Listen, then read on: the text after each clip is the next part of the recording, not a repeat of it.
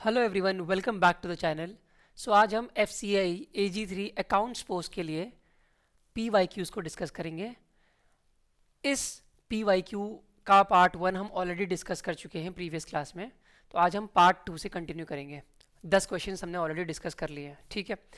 और आगे बढ़ने से पहले मैं आपको बता दूं कि अगर आप हमारे यूट्यूब चैनल पर नए हैं तो इसको सब्सक्राइब कर लीजिए, क्योंकि जितना आने वाला कंटेंट है वो इसी चैनल पे आएगा फ्री ऑफ कॉस्ट। और जो कंसर्न PDF होती है क्लासेस की, वो आपको टेलीग्राम चैनल पे अवेलेबल हो जाती है। शुरू करते हैं फिर बिना किसी देरी के। तो आज हम सेक्शन करेंगे अकाउंटिंग। लास्ट क्लास में हमने टैक्सेशन के 10 क्वेश्चंस को देखा था। आज हम अकाउंटिंग के कुछ क्वेश्चंस को देखते हैं, ठीक है। और आपको आंसर करने की कोशिश करनी है हर एक क्वेश्चन को। First question for the accounting and overall this is the 11th question. In accounting which of the following best describes a nominal account. तो ये बहुत ही बेसिक क्वेश्चन हो गया। हमारे पास तीन जो कैटेगरी हैं अकाउंट्स की, वो क्या है? पर्सनल अकाउंट, फिर हमारा रियल अकाउंट, और देन हमारा है nominal account, right. Personal account में जो गोल्डन रूल्स होते हैं वो आपको मैं एक बार रिवाइज करा देता हूँ। पर्सनल अकाउंट में जो रूल होता है वो कहता है कि डेबिट द डेटर और क्रेडिट द क्रेडिटर। और इसका एक और रूल है जो बहुत फेमस है, debit the receiver credit the giver. तो मैं आपके लिए लिख देता हूँ यहाँ पे, डेबिट द रिसीवर और क्रेडिट द गिवर, ठीक है। या फिर आप इसको क्या बोल सकते हैं, debit the debtor and credit the creditor, ये भी बोल सकते हैं, ठीक है। पर्सनल अकाउंट में कौन कौन से अकाउंट्स हमारे पास आते हैं? जैसे ABC अकाउंट, किसी कंपनी का अकाउंट है, कोई नेचुरल पर्सन है या आर्टिफिशियल पर्सन है, सारे के सारे पर्सनल अकाउंट में आते हैं। रियल अकाउंट में सारे के सारे असेट अकाउंट आते हैं, जैसे कि कैश हो गया, मशीनरी हो गई। और इसका रूल क्या कहता है? Debit what comes in, debit what comes in और क्रेडिट व्हाट गोज आउट, ठीक है। ये सब आपने बचपन में पढ़ा होगा, बट इसका आपका रिवीजन हो गया। नॉमिनल अकाउंट, जो बचे हुए अकाउंट होते हैं जो किसी में नहीं आ रहे हैं, जो एक्सपेंसेस एंड रेवेन्यू के अकाउंट्स होते हैं, वो सारे के सारे नॉमिनल अकाउंट होते हैं। और इसका रूल बहुत ही सिंपल है, debit all expenses credit all gains, है ना, ठीक है। तो ये आपका रूल होता है किसका? नॉमिनल अकाउंट का। अब क्वेश्चन ने पूछ रहा है कि which of the following best describes nominal account. Nominal account को समझ में आ गया क्या होता है? इनकम और एक्सपेंसेस को दिखाता है।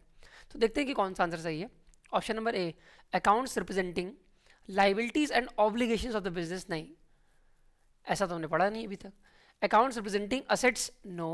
Accounts use to record fixed asset and their depreciation, no. Accounts use to track revenues expenses and gains, हाँ, this could be the answer. Why? क्योंकि हमने अभी भी पढ़ा कि नॉमिनल अकाउंट का रूल यही कहता है, डेबिट और एक्सपेंसेस क्रेडिट और गेन्स। तो सारे एक्सपेंसेस और गेन्स क्या है? नॉमिनल अकाउंट है। तो option number D is going to be the correct answer here, ठीक है। चलो आगे बढ़ते हैं क्वेश्चन नंबर 12 के साथ। It says earning per ratio मतलब EPS is equal to what. अब आप मेरी बात बड़ी ध्यान से सुनिए।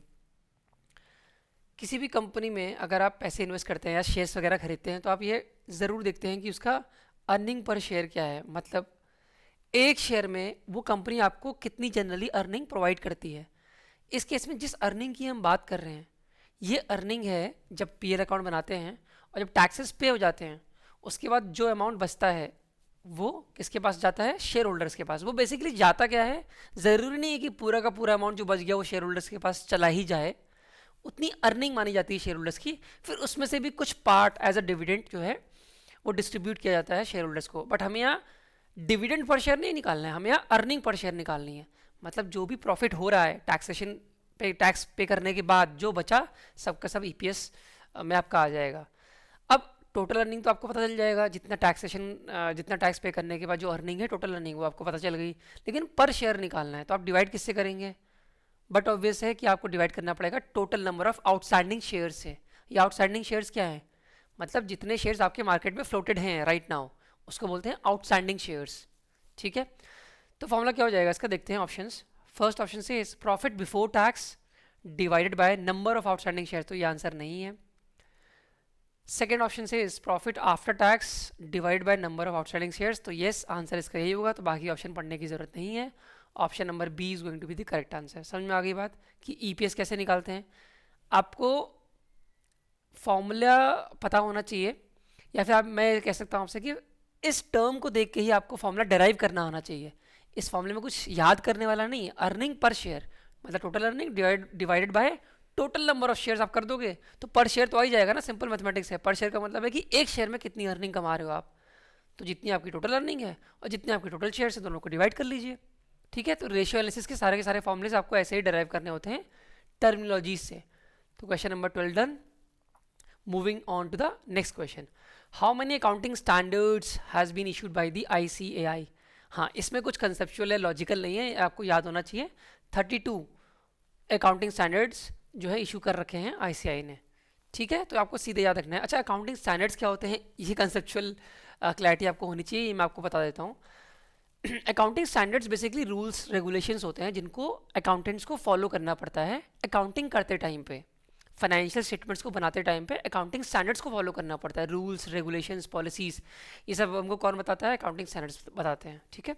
तो हमारा क्या आंसर, 32 अकाउंटिंग स्टैंडर्ड्स जो हैं वो इशू कर रखे हैं ICAI ने। ICAI क्या है, institute of chartered accountants of India है, ठीक है, जो CEO को रेगुलेट करती है, ठीक है। चलो next question, which of the following is the best definition of retained earnings. अच्छा, रिटेन्ड अर्निंग्स क्या होती हैं, इसको समझने की कोशिश करिए आप लोग। ये होते हैं रिजर्व्स आपके, मतलब कंपनी को कुछ प्रॉफिट हुआ, ठीक है। मैंने आपको पहले भी क्वेश्चन में बताया था कि ज़रूरी नहीं है कि जितनी भी अर्निंग हुई है उन सबको ही आप एज अ डिविडेंड पे करने वाले शेयर होल्डर्स को, ऐसा कुछ ज़रूरी थोड़ी है। उसमें से कुछ अमाउंट आप डिविडेंड पे कर दोगे, लेकिन जो बचा हुआ अमाउंट है वो आपका रिजर्व में चला जाएगा। मतलब रिटेन्ड अर्निंग में ये एक्यूमुलेटेड प्रॉफिट है जो आपने डिस्ट्रीब्यूट नहीं किया है, इसे बोलते हैं रिटेन्ड अर्निंग, ठीक है। चलो अब देखते हैं कि ऑप्शंस में क्या क्या लिखा हुआ है। The amount of profit that a company has made since its inception. ऐसा कुछ ज़रूरी थोड़ी कि जितना प्रॉफिट हुआ सबका सभी रिटेन्ड अर्निंग रख दिया है, ठीक है, तो ये आंसर नहीं है। The amount of profit that a company has left over after paying all the expenses and taxes, somewhat correct but not the I can't say कि this is fully correct because यहाँ पे expenses की बात तो की है, taxes की बात तो की है, but dividend की बात नहीं कर रखी है। expenses और taxes पे करने के बाद आपकी earnings बचती हैं, retained earnings नहीं, total earnings बचती हैं, ठीक है। तो ये partially correct है, तो ये आंसर नहीं होगा। next option, the amount of profit that a company has kept after paying taxes and dividends। अब आपका जो प्रॉफिट आया है, पहली बात तो प्रॉफिट है, हाँ है, उसके बाद प्रॉफिट में से भी आपने टैक्सेस पे कर दिए हैं और डिविडेंड भी पे कर दिया है। ऊपर वाले में प्रॉफिट में से, पहली बात तो प्रॉफिट में से एक्सपेंसेस पे नहीं करते हम, प्रॉफिट में से टैक्सेस पे किए थे बट डिविडेंड पे नहीं किया था, इसलिए बी ऑप्शन गलत था। यहाँ पे प्रॉफिट में से टैक्सेस भी पे कर दिए हैं, डिविडेंड्स भी पे कर दिए हैं, तो जो बचा वो आपका रिटेन्ड अर्निंग्स है जो कंपनी आगे फ्यूचर में जाके लगाएगी, कंपनी में यूज़ करेगी, ठीक है। तो option number C is going to be the answer. D option कह रहा है amount of money that a company has in its bank account, तो ये कोई डेफिनेशन नहीं है, तो ये गलत आंसर है, ठीक है। Okay next question, what is the full form of CPA। अच्छा, जैसे इंडिया में CA होते हैं ना, चार्टर्ड अकाउंटेंट्स, उसी तरह से USA में CPA होते हैं, मतलब सर्टिफाइड पब्लिक अकाउंटेंट्स होते हैं, इसकी फुल फॉर्म जो होती है CPA, ठीक है। तो ये बेसिकली प्रोफेशनल होते हैं अकाउंटिंग के, फाइनेंस के, जैसे इंडिया में CA होते हैं वैसे ही। तो ये बिल्कुल थियोरेटिकल है, इसमें कुछ भी लॉजिकल या कंसेप्चुअल नहीं है, तो मुझे कुछ समझाना नहीं है। आपको पता है तो आप कर लोगे, नहीं पता तो नहीं कर पाओगे। लेकिन अब आपको पता चल गया कि जैसे इंडिया में CA होते हैं चार्टर्ड अकाउंटेंट्स, वैसे USA में सर्टिफाइड पब्लिक अकाउंटेंट्स होते हैं। तो option number A is going to be the answer है, ठीक है।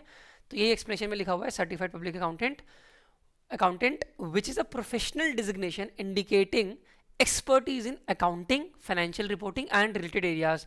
Accounts and finance related expertise इनके पास है, ये चीज़ शो करता है ये डेजिग्नेशन। जैसे हमारे इंडिया में CA शो करता है चीज़ कि अगर कोई CA है तो उसको नॉलेज होगी अकाउंटिंग, फाइनेंशियल रिपोर्टिंग वगैरह की, वैसे ही वहाँ पे CPA है, ठीक है।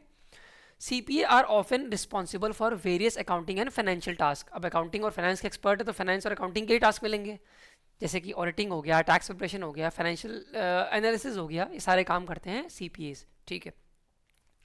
नेक्स्ट क्वेश्चन है जो कि आपके लिए होमवर्क है, इसका आंसर अब मैं आपको नहीं देने वाला हूँ, ये आपको वीडियो पॉज करके मुझे आंसर बताना है, ठीक है। अब क्वेश्चन है, preliminary expenses are classified as a और एन व्हाट। क्या ये करंट असेट है, फिक्सिशियस असेट है, या करंट लायबिलिटी है, नॉन करंट लायबिलिटी है, नन ऑफ द अबव है।